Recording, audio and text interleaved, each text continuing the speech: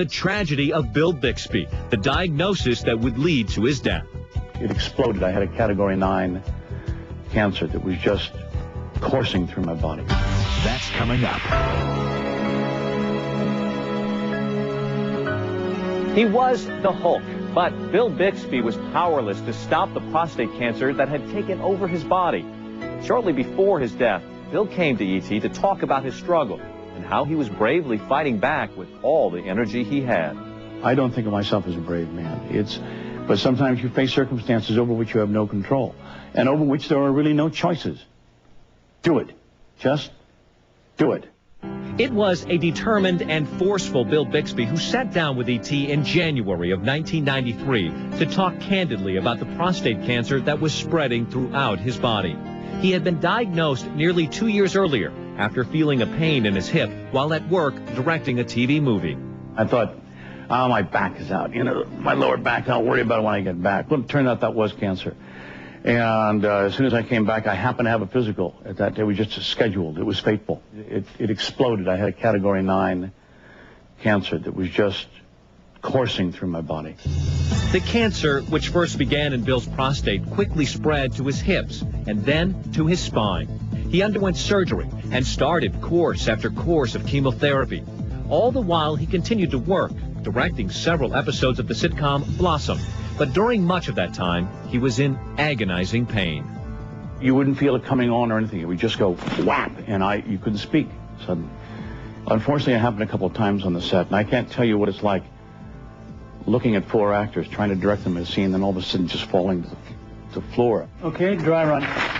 Experimental drug treatment followed, but with limited results. His weight dropped to barely 130 pounds. Before long, the tabloids moved in, and an indignant Bill came to E.T. to voice his outrage. It's enough to fight cancer without fighting that trashy kind of press. I don't understand how people can be so ungracious and unkind. Even in the face of death, they don't care. There is no respect for life. And I resent that. And I resent the people who do it and make a living off of it, and I think they should examine their own character. Throughout his lengthy career, from his days on My Favorite Martian through The Courtship of Eddie's Father and up to The Incredible Hulk, Bixby had always connected with his audience. His easy charm and warm intelligence, a perfect fit for a whole generation of baby boomers. The cancer that existed in my bladder in the beginning has now completely disappeared. But the liver and the hot spots in the bones are still around. I'll take it one at a time. I'll take anything I can get, as a matter of fact. When E.T. visited again with Bill just 9 months after our first sit-down, it was clearly apparent that his cancer had progressed. Faced with his own mortality, Bill made a conscious decision on how he was going to live. It's a matter of perception. I know that some people who have been told they have cancer quit. When the C word hits their mind, they simply stop. They cease to live and give themselves to dying. That's not my intention.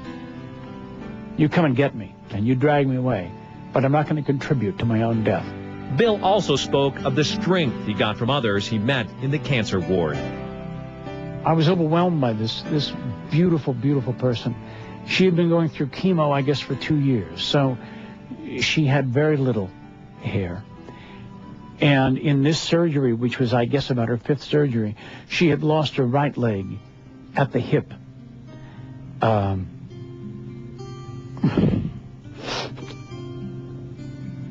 sorry. The point,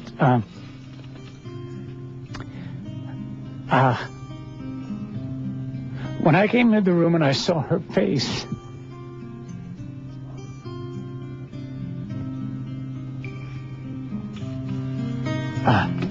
Okay? yeah, I'll be okay.